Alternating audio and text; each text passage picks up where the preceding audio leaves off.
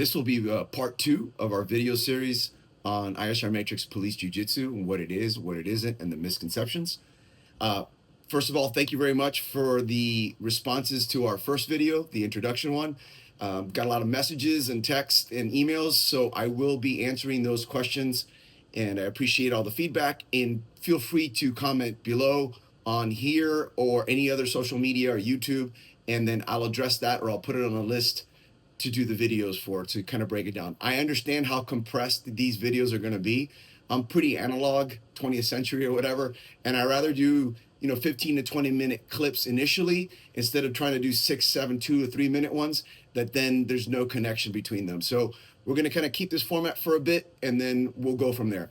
So we left off on task and role over technique and just purely position. So we talked about task and role, and then we discussed why that works and how it plays out. And then we used the idea of sports as an analogy and games as an analogy to help us kind of cross that paradigm that I'm talking about that needs to shift. So we get away from martial arts and technique as the way to go. And then we can just start discussing how we train. Because here's the thing, what I discussed with you at the tail end of the previous video, we call the A.B.C.s, kind of like the basics.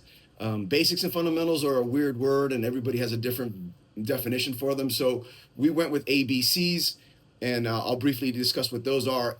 A is axiomatic, which is like at the axis, at the root, at the very seed. It's the universal. So what I did with the police jiu-jitsu when I came on board with Mesa Police Department, but I've done throughout the world whenever I've taught, is I try to say, when I have an audience of people that are grapplers, and again, it's kind of, now it's a thing, the DT guys have that side of it. So I try to say, listen, you're going to try to translate and transform people with this knowledge you have about grappling, judo, jiu-jitsu, wrestling, whatever. And most of them aren't going to be training. And the insistence on them training all the time isn't going to work out. And these are the reasons why. And I listed some of those, and we'll continue in the future with them. So therefore, what are we going to do with that? What are we going to do with your knowledge? And then I mentioned systematically people have arrived at, maybe we get key things and we bring those in. And then my contradiction to that was, that's a good step forward, but if we're always going to be shifting that out and everyone's going to have their own versions of those fundamentals and basics aren't going to help. So what I want to continue is, A is axiomatic. So can we agree that law enforcement has always had worldwide a straight arm bar and a bent arm bar? And the answer is yes, because it's in every manual in the world. So evidently it's been proven to work. That's like the history of it. So let's get the best means for a straight arm bar and a bent arm bar and transitioning between those and dealing with resistance at different levels from there. And if you're getting ahead of me thinking about striking and tool use, well, then let's plug that in and out of that straight arm bar. If I'm in there, how to get out. If I need to get in, how to get in. Fine. Then torso, we talked about hip girdle, shoulder girdle. We talked about on the ground, hands and hips.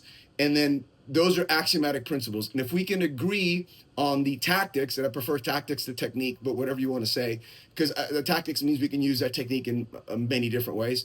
So if we agree on 2 basic things for the arms, 2 basic things for the torso, 2 basic things on the ground, and the third is combining them in endless drills, then that's your axiomatic. And if we agree on that, we have A's. So this is going to be our curriculum. This is all we're going to work on. These are the things that happen in this sport. This is how you play this sport. If you're in this aspect of the game, which is passive and active resistance, this is the way the sport's going to be played. And we agree to that, so that's axiomatic. B is baseline, and can we agree on a baseline standard that we will not lower? So the reason that ISR Matrix Police Jiu-Jitsu is becoming and will become the state post-approved system for all of its academies is because it has a baseline standard now in place, which means if you cannot operate at this baseline standard, you cannot do the job. You cannot do any subject control or any physical management of somebody if you cannot function at this level and produce these results at this baseline standard. So what we've done is agree to a baseline standard on how we're going to teach, train, perform, evaluate. This involves pressure testing, which we don't call pressure testing either. We actually call it an evaluation, which is the traditional red man. We've changed that. That'll be its own video. And we're going to show you what red man is to us and any other types of training that involves those types of evaluations. They're not pressure testing for us. The pressure testing is the entire academy. And that's what we get to see the character of the person and what they're willing to do and not do. And they also get to see their limitations and where they exceed the expectations, and they're doing really well.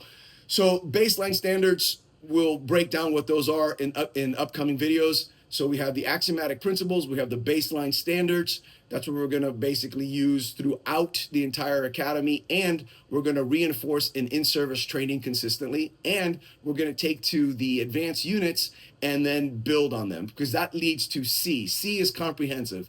If I can prove to you that our axiomatic principles and tactics themselves, the concrete ones, are the highest percentage tactics, and then I can show you what the baseline standards are, and you're like, I agree with those. Those are a good baseline that everybody can agree on, and we can look at the national industry and profession as a whole, and that makes sense. Can I bring in black belts and collegiate wrestlers and black belts in judo or whatever this becomes? Can they agree that that's the best for everyone because they can play that game at a higher level, and it actually is the infrastructure or the lattice from where they can build their own games from, meaning they can play at a higher level of grappling in a sport because they understand that those are high percentage moves. So it's comprehensive. So our axiomatic principles have a baseline standard that we can start from, but we can take them as far as we can go. We can take them all the way up. And the idea of doing that is you're never going to run out of material, and those 9 original tactics and principles that I said aren't the thing. They're not.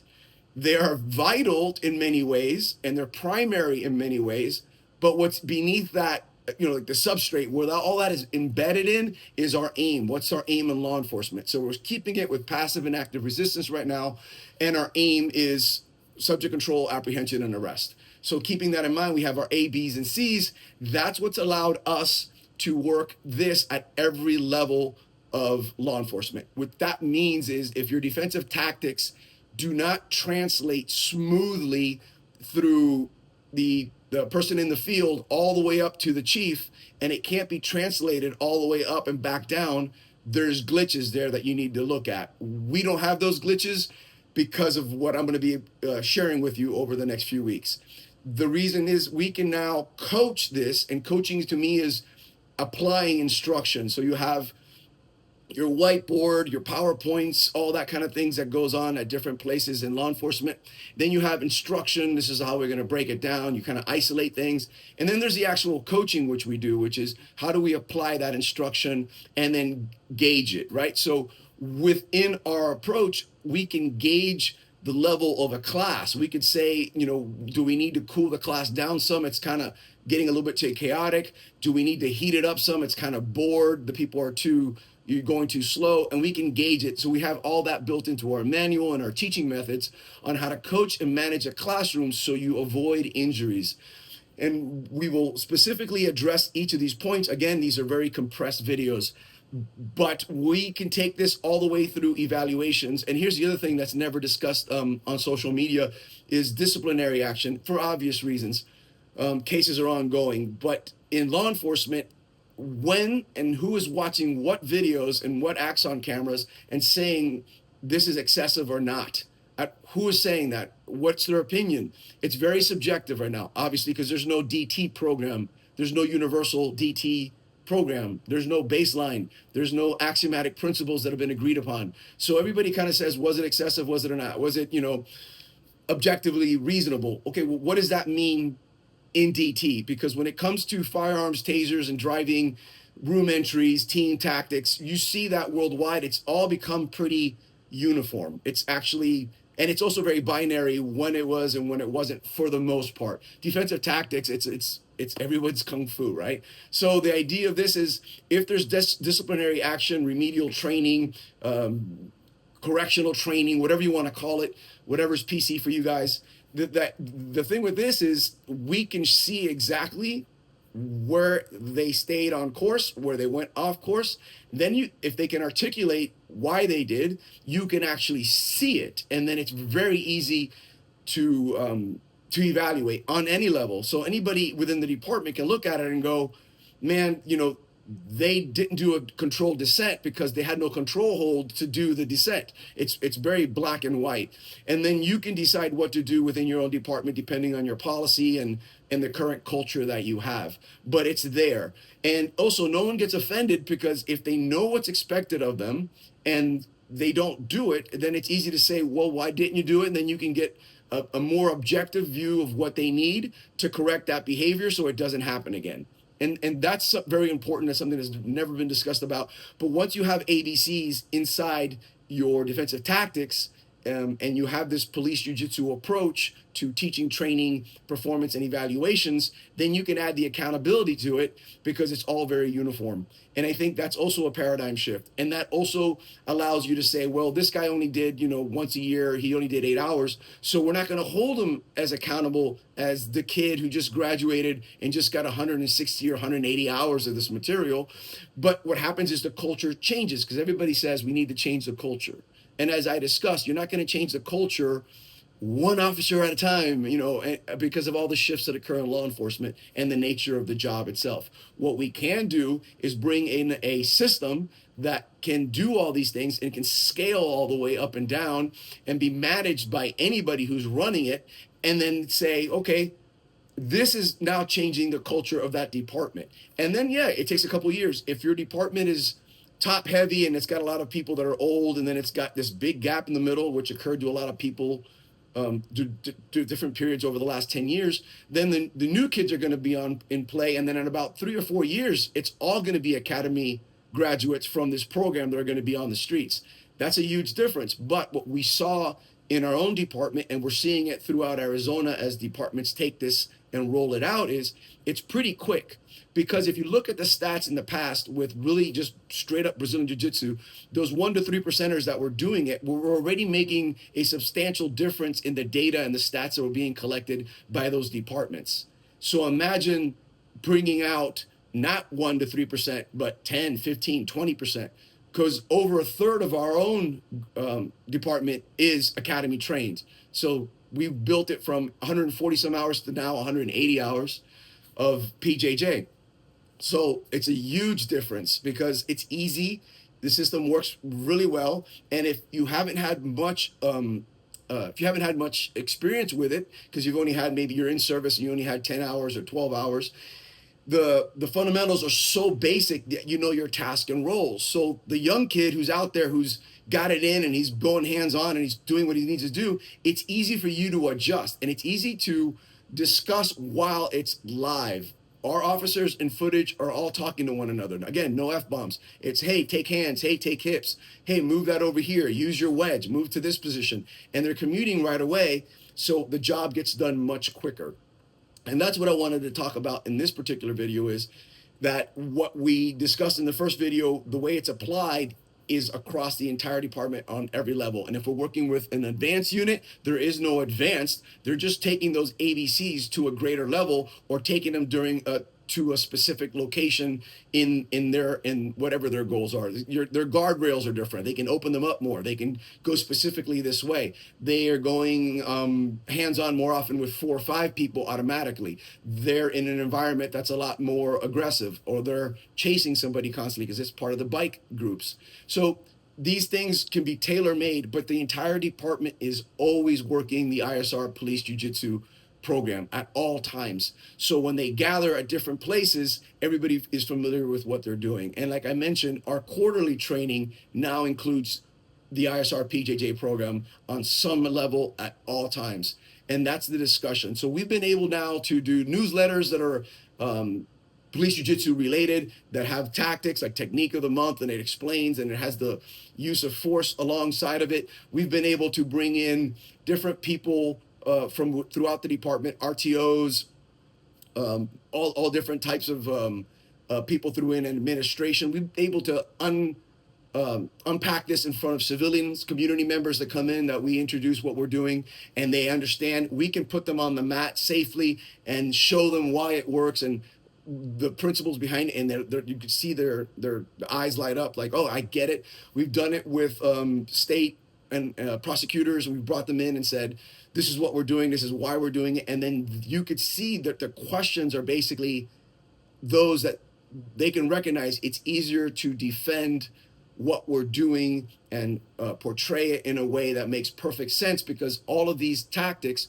are the most compassionate and ethical ways to control somebody mechanically. We're not using any pain compliance. Is it there? Can it be utilized? Absolutely. But it's all mechanical compliance. We're not on the neck. We're not segmenting and pushing the head onto the floor. We are not on the stomach. We're not on the lower back. We're not on the spine at all. So people say, well, if and I can see the questions already coming. Well, that happens in a fight. Yes, it does. But since it's not part of our A.B.C.s, there's always a return to the A.B.C.s. That's where all the training is.